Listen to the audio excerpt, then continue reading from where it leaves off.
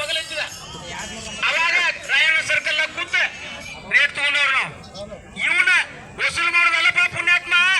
ರೈತರಿಗೆ 7 ವರ್ಷ ಬಾಕಿ ಕೊಟ್ಟಿಲ್ಲ, ಇಲೆಕ್ಷನ್ 150 ಕೋಟಿ ಖರ್ಚು ಮಾಡಿದಿಲ್ಲ, ಇದು ಏನು 11 ಕೋಟಿ ವಾಚ ಆತ ನಿನಗೆ ಕೊಡ್ಬೇಕ?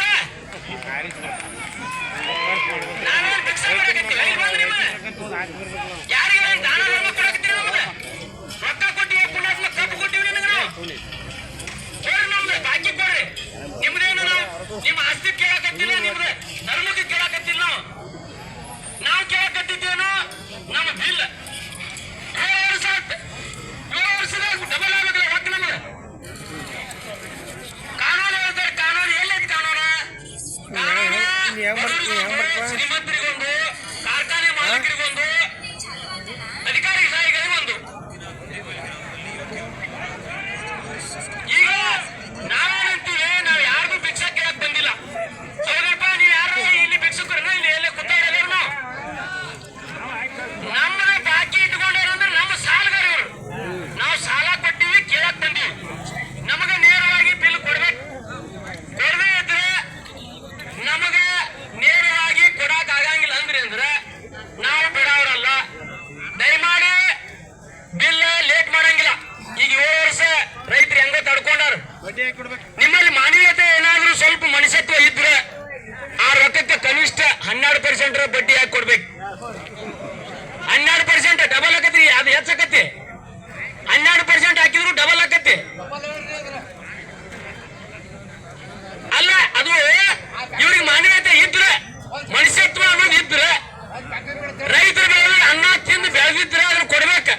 ಮತ್ ಇಲ್ಲಪ್ಪ ನಾವು ಬೇರೆನ ಇದೀವಪ್ಪ ಅಂದ್ರೆ ನೀವ್ ಹೆಂಗ್ ಕೊಡ್ತೀರಿ ಕೊಡ್ರಿ. ದಯಮಾಡಿ ಈಗ ಅವ್ರ ಅಧಿಕಾರಿಗಳು ಬಂದಾರ, ಫ್ಯಾಕ್ಟ್ರಿ ಜವಾಬ್ದಾರಿ ಹೊತ್ಕೊಂಡ್ರೆ ಅವ್ರು ಏನ್ ಹೇಳ್ತಾರೆ ಕೇಳೋನು. ಯಾರು ಕೂಗೊಡಿಬೇಡ್ರಿ ದಯಮಾಡಿ. ಕೂಗೊಡುದು ನಾವು ಚಪ್ಪಾಳಿಗೆ ಹೊಡುದು ಇಲ್ಲ. ನಮಗ 7 ವರ್ಷ ಆಯ್ತು ಬಿಲ್ ಬಂದಿಲ್ಲ, ತ್ರಾಸ ಐತಿ.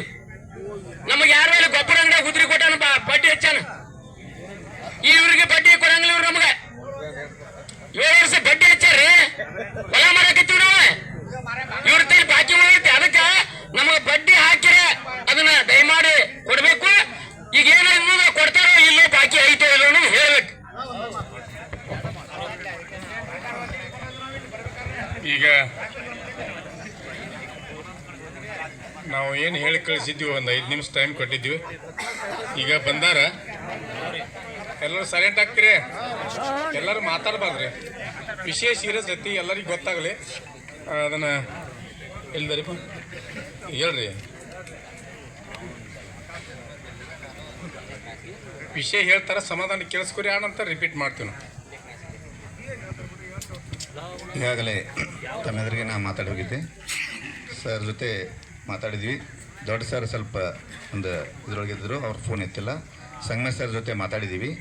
ಅದಕ್ಕೆ ಅವ್ರು ಈಗಾಗಲೇ ಹೇಳಿದಂಗೆ ನಿಮ್ದು ಯಾವ್ಯಾವ್ದು ಬಾಕಿ ಐತಿ, ಯಾವ್ಯಾವ್ದು ನಾವು ಕೊಟ್ಟಿವಿ, ಯಾವ್ದು ನಾವು ಕೊಡಬೇಕಾಗೈತಿ, ಅದನ್ನು ನಾವು ಸರಿಪಡಿಸ್ಕೊಂಡು ನಿಮ್ಮನ್ನು ಮುಂದೆ ಕುಂದಿರಿಸ್ಕೊಂಡು ನಿಮ್ದು ಯಾವ್ದು ಉಳಿದೈತಿ ಏನೈತೆ ಅದನ್ನು ತೋರಿಸ್ಕೊಂಡು ನಾವು ಅದನ್ನೆಲ್ಲ ಸರಿ ಮಾಡಿ ಫ್ಯಾಕ್ಟ್ರಿ ಚಾಲೂ ಮಾಡ್ತಿದ್ದು ಮಾತು ಕೊಟ್ಟಿದ್ದೆ.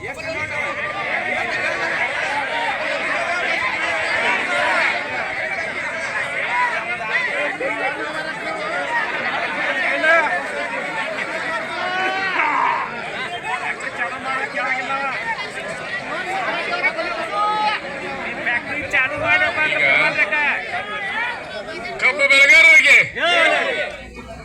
ಈಗ ನಾವು ಹೇಳಿದ್ದು, ಗಂಗರೆಡ್ಡಿ ಅವರೇ, ಕಲ್ಮೆ ಸರ್ ನೀವು ಇದ್ರಲ್ಲ, ಹೇಳೋದನ್ನ ಮೊದಲು ಸರಿಯಾಗಿ ನೀವು ಕೇಳ್ಕೊಡಿ. ನಾವೇನು ಹೇಳಿದ್ವಿ, ನಮಗೆ ಬಾಕಿ ಕೊಡ್ಬೇಕಾದದ್ದನ್ನ ಐತಿ ಅಲ್ಲೋ ಅಂತ ಕೇಳ್ರಿ ಮಾಲಕ್ ನಂದಿವೆ. ಅದನ್ನ ಒಪ್ಕೊಂಡ್ ಮಂತರ ಹೇಳತ್ ಹೇಳಿವೆ. ನೀವು ಮೊದಲು ಹೇಳಿದ್ದಾನೆ ಹೇಳಾಕತ್ತೀರಿ ನೀವು, ಹೌದಲ್ರಿ?